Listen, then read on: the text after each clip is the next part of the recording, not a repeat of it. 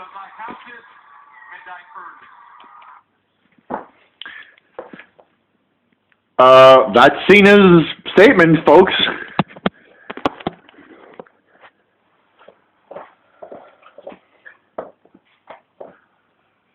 What? Hey, hold on, let me get this straight. He just said that he's earned it? That's what he's spewed in his mouth. Let me just tell you what this really is, right? How did he really earn it? Right place, right time. There's no science about it. Cena had a gimmick that was plausibly marketable and fixed WWE in a bad situation, and that's why we had to put him for 6 months. Hi, I'm Boru25, joined once again by the ever-charismatic GK316, and we're here to talk about recent shoot from CM Punk and the upcoming match between him and Cena. What's it called? Money in the Bank. Yeah. Okay. Mind if I take over? Go on. Okay, first of all, when CM Punk became the #1 contender, I was kind of thinking, okay, we're going to have Punk versus Cena again. Cena's going to win, blah, blah, blah, blah, blah. Boy, was I wrong. He comes out, now the funny thing is about this shoot is, he came out and he did that shoot wearing a Stone Cold Steve Austin t-shirt. Yeah, this video was given to me by my other friend, Jamie TNA, and I was like wondering, is this going to be a shoot, and what's it going to be about? And then CM Punk actually made a lot of very good points, which I explained in my last video, and if you missed it, go down to the comment box and click on the link. It's on my page. Go on. Unless you're a Cena fan, then just go, you're okay with your tallywhack or somewhere else. Then Vince McMahon, in his infinite wisdom, decides to suspend CM Punk. For what? Being honest? Yeah, I mean, it's very rare you see something unique and different, because everything's so systematic and forced on us. It just feels so boring. That's why I haven't watched wrestling full time in 6 years. So, well, CM Punk was right about one thing. When Vince McMahon finally does kick the bucket, yes, it will probably be taken over by, I'm still taking CM Punk's words here, it's going to be taken over by either his idiotic daughter or his doofus son-in-law. And of course, we all know who that is. Jim Cornette, who I mentioned later, made a very powerful statement about it. He pointed this out before. The moment that they get control of the company's dead. Because they're only in for themselves. You give it Vince McMahon credit. He actually worked real hard to keep his promotion going. He knows how to sell. But those two are just in it for power. So they won't be able to do anything. It's like what happened to WCW when they got Russo in charge. Yeah, look what happened there. Yeah, R.I.P. of WCW. But onto that anyway, John Cena comes out and wants to get... Okay, seriously, I'm going to be totally honest with you. Listening to John Cena on Raw, okay, sometimes he does make a good point. Fair enough. I'll give it to him there. But if I wanted to see something that dramatic, I'd watch a soap opera. Yeah, he comes out saying that CM Punk got a pair of balls, and he likes to run his mouth on the mic, and that's his opinion. He makes it sound like he's a bad guy for what he's saying. I mean, do you honestly take this show seriously now? This is why UFC is Ultimate Fighting is beating wrestling in America, because it's the real thing. But anyway, coming up to Money in the Bank this Sunday, here's what I can see happening. Now, you've probably seen some other wrestling videos on this. What might happen is, maybe CM Punk might end up beating Cena for the WWE title, and whoever wins the Raw Money in the Bank ladder match, my bet is Alberto Del Rio, because it's his destiny, blah, blah, blah. What happened is CM Punk will beat Cena, and once CM Punk's inside celebrating, whoever wins the Money in the Bank ladder match is going to come out, he's going to cash it in, beat CM Punk, and the WWE title is just going to stay where it is. Yeah, I mean, the fact that this is a work shoot kind of ruins the thrill of it, but just what CM Punk said and did to Vince made it extra sweet, something different. I thought there was nothing in this year looking forward to look forward to after Brian Daniels shoot last year and Bret Hart coming back, but this is one of the highlights that I actually care about. And the funny thing about it is, if some of you people actually did watch Raw Monday night, and they were doing this whole contract negotiation thing. Did you not see how much fun CM Punk was having? I mean, this is the sort of fun people had in the Attitude Era. Why? Because it was freedom of expression. And why was they allowed to express themselves? Because Vince McMahon was under pressure. Vince McMahon always had power. You know, in the 80s, he made sports entertainment. It was a circus. But people were getting fed up. But Vince was not listening to the fans. It's only when Ted Turner's organization put pressure on them, they had to resort to desperate measures. Like Vince McMahon said it on Raw. He said it on Raw this week. He said it on Raw last week.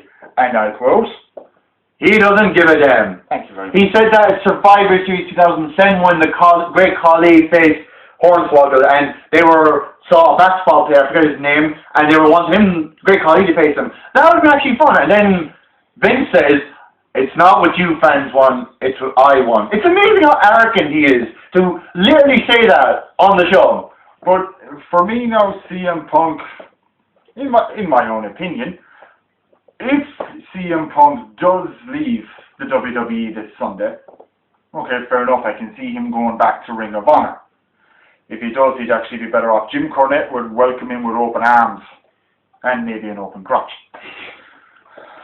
Speaking of Cornette, he made a comment about this, and that's exactly what he said. He was on the radio about this, and he loved the sense of freedom that CM Punk was allowed to say. I mean, no one's ever allowed to say what they say, but CM Punk was complimented greatly by Jim Cornette, and that's why he'd be welcomed back in Ring of Honor. I'm sure if he came back to Ring of Honor, he would probably get a quite possibly bigger ovation than when Kento Kobashi came back in Pro Wrestling Noah, after he came back from, I think it was some kind of cancer scare or something. I mean, that sounds really tragic.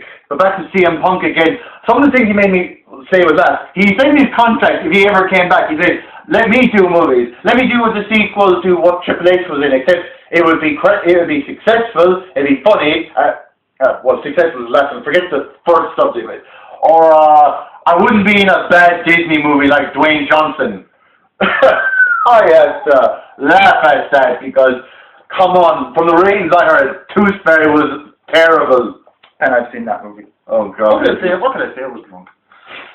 But anyway, going back to Money in the Bank this Sunday, now that you mentioned it, the two Money in the Bank ladder matches, they haven't really been hyped up. It's just been all around CM Punk leaving the WWE this Sunday. I mean, WWE has a terrible habit of doing this, you know, not promoting the company very well. Kind of like the way TNA is going right now. They will usually have to think of some glorious gimmick to get it over. Like WrestleMania this year.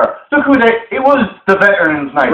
WrestleMania this year, I have to admit, was the worst WrestleMania I've ever seen. I'm even giving it that honor, even though I've never watched it. But look who was on the card. Rock was a star. You had Austin there. You had Triple H and Undertaker, which is the only reason you'd go watch it. And for another nostalgic reference, all you big kids out there, Pee Wee Herman was on the show. Huh. Yeah. Hey, Pee Wee, have you watched any child porn lately? I'm going to get in trouble for that. Oh, it's just such a shame. They have no faith in the young stars at all. And how there could be great potential in all these young wrestlers, like Evan Bourne. He's like Billy Kidman and Paul London, all those cruiserweights put together. They have our man, Sheamus. And by the way, where is Sheamus lately? I haven't seen him at all. Sheamus is on SmackDown. Oh. Who a few weeks ago got punches in the skull by Superman Randy Orton. Oh, yes. But then Sheamus came back, tore up the supposed contract that at Money in the Bank Christian was going to face Randy Orton, but that match is still going to happen anyway. Now that we're on that subject, yes.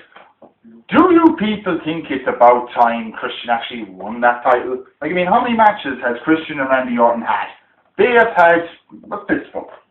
Now, you haven't been watching this, so I'll take over from here, if you don't mind. No, I don't mind at all. You haven't been on this in a while. Anyway, okay. My thoughts on Christian when he became the World Heavyweight Champion. First of all, it was about fucking time. Even though TNA were not fair, they gave him it twice. Christian wins the World Heavyweight Championship. First of all, I was delighted for him. But then, the one thing that kind of pissed me off was 5 days later, Superman Randy Orton takes the world title from him. You know, I wouldn't actually mind if he was a respectable wrestler and all, but this fella's a total douche in the back. He's bad-tempered. He smokes a joint that prevents him from getting the world title 1 year. He's completely boring, and the only reason he's in the high position he is because he's Triple H's friend, just like Batista. That's the only reason he's there. But okay, and they've had a few good matches, and then we had the Christian heel turn, which to some of us wrestling fans we can kind of see that coming.